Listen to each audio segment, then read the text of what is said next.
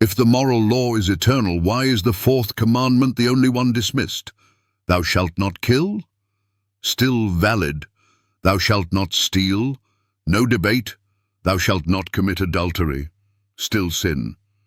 But remember the Sabbath day to keep it holy. Suddenly that one's optional. If the moral law is eternal, why is only the fourth commandment treated like a relic? Who gave us permission to edit God's 10 commandments down to 9? The double standard no one wants to admit. Walk into any church, mosque, synagogue, or street corner preacher's circle and ask, is it wrong to murder? Yes. Is it wrong to lie? Yes. Should we honor our parents? Absolutely. Now ask, should we keep the seventh-day Sabbath holy? Suddenly, silence. Excuses. Theological gymnastics. It was for the Jews. It was nailed to the cross. It's been replaced by Jesus. But here's the real question. If the moral law is eternal and unchanging, why is the fourth commandment the only one that's thrown away? The law written in stone by God himself. God didn't whisper the 10 commandments to Moses. He didn't leave them to be penned by a prophet. He wrote them himself, in stone, twice. Exodus 31:18. The fourth commandment sits in the center of that law. It's not an appendix.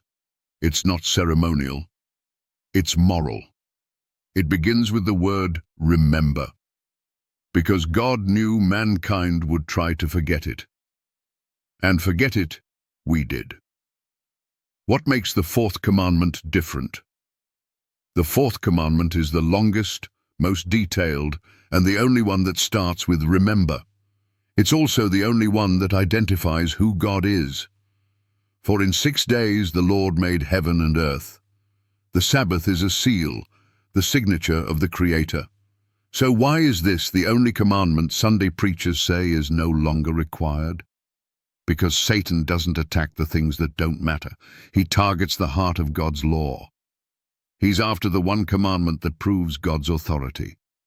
The great contradiction, eternal moral law, except one. Let's use their logic. If the Sabbath is nailed to the cross, then why isn't murder okay now? Why not commit adultery? Why not take the Lord's name in vain? No one dares remove commandments 1 to 3, 5 to 10, but commandment 4, apparently God got that one wrong. Or we've evolved past it. Or Jesus is our rest, so the day no longer matters. But Jesus didn't say, if you love me, ignore my commandments. He said, if you love me, keep my commandments. John 14:15. All 10, not 9. Jesus and the law, no changes, no compromise. Jesus said in Matthew 5:17 to 19, think not that I am come to destroy the law, till heaven and earth pass, one jot or tittle shall in no wise pass from the law. Last time we checked, heaven and earth are still here. So why do pulpits preach otherwise? Jesus kept the Sabbath. Luke 4:16. His disciples kept the Sabbath. Acts 13:42 to 44. The early church kept the Sabbath. And in the new earth, Isaiah 66:22 to 23 says, all flesh shall come to worship, from one Sabbath to another. If the Sabbath is in Eden and eternity, why would it vanish in between? Conclusion. Who authorized the deletion? Let's call it what it is. The fourth commandment wasn't erased. It was replaced by man, not by God. By Rome, not by Christ. By tradition, not by truth. So, to the skeptic, pastor, imam, or priest, you say God's law is eternal? Then why do you teach rebellion against the only commandment that starts with remember?